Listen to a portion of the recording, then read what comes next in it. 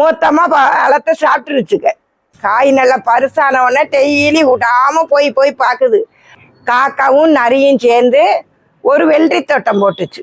ரெண்டும் சேர்ந்து விதைய போட்டு செடியை முளைக்க வச்சு ஆத்தோரமாக போட்டிருக்கு.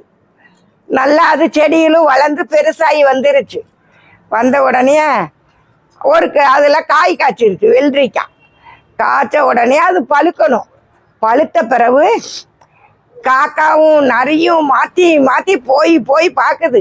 காய் நல்லா பருசான உடனே டெய்லி விடாமல் போய் போய் பார்க்குது. பழம் பழுத்துட்டால் காக்கா நினைக்கி நம்ம நரி மிந்திடுச்சுன்னா நரி தின்னுட்டு போயிருமே அப்படின்னு. நரி நினைக்கி காக்கா முந்திடுச்சுன்னா காக்கா தின்னுட்டு போயிருமே அப்படின்னு ரெண்டும் போட்டி போட்டு விடாமல் காலையில் ஒரு நேரம் சாயந்தரம் ஒரு நேரம் போய் போய் பார்க்குது. பார்த்த உடனே கொஞ்சம் நாள் ஆகி காய் நல்லா பழுமாக ஆகிருச்சு. பழமாகி பழுக்கும் போகிறதாயம் சரியான மழை பெஞ்சோன்னா காட்டாத்து வெள்ளம். அது ஓரமாக போட்டிருக்கு. காத்தோரமாக காட்டாத்து வெள்ளம் வந்துருச்சு. ரெண்டும் போய் பார்க்கற நேரத்தில் காட்டாத்து வெள்ளம் வந்து பயங்கரமாக வெள்ளம் போன உடனே காக்கா என்ன செஞ்சுது, பறந்துருச்சு. மேலே பறந்து அந்த பக்கம் போயிருச்சு. போய் பழமும் பழுத்துருச்சு. காக்கா நல்லா சாப்பிட்டுருச்சு. சாப்பிட்டு பறந்துருச்சு. கூட்டமாக அவ்வளோ காக்காயிலையும் கூப்பிட்டு, காக்கா தான் எந்த பொருள் ஆனாலும் ஒரு சின்ன பொருள் போட்டால் கூட நம்ம மனுஷங்க கூட இதை ஒத்தியில் வச்சுக்கிடணும், நம்ம ஒத்தியில் சாப்பிட்டுக்கிடணும், மிச்சம் இருந்தால் சாப்பிடணும் அப்படின்னு நம்ம நினைப்போம்.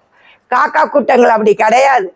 காக்கா வந்து ஒரு சின்ன ஒரு வடையை போட்டால் கூட நிறைய காக்காவை கூப்பிடும். கூப்பிட்டு தான் அதை எடுத்து எல்லா ஆளும் கொஞ்சமாக பவுந்து சாப்பிடும். அது மாதிரி இந்த பழம் பழுத்தோன்னா காக்கா எல்லா காக்காயும் கூப்பிட்டு மொத்தமாக பழத்தை சாப்பிட்டுருச்சுக்க. சாப்பிட்டு போயிருச்சு. இந்த நரி விடிகால வரைக்கும் அந்த கரையிலேயே உட்காந்துருக்கு. வெள்ளம் வடிஞ்ச பிறகு நம்ம போய் பார்ப்போன்னு. நல்லா வெள்ளம் வடிஞ்ச பிறகு போகுது. போய் பார்க்குது. பார்த்தா ஒன்று கூட இல்லாமல் காக்காக்கள் எல்லாத்தையும் சாப்பிட்டு போயிருச்சு. அப்போ என்ன செஞ்சிச்சு, நரி ஏமாந்து வீட்டுக்கு திரும்பி வருது. இது ஒரு சின்ன குட்டி கதை. நன்றி, வணக்கம்.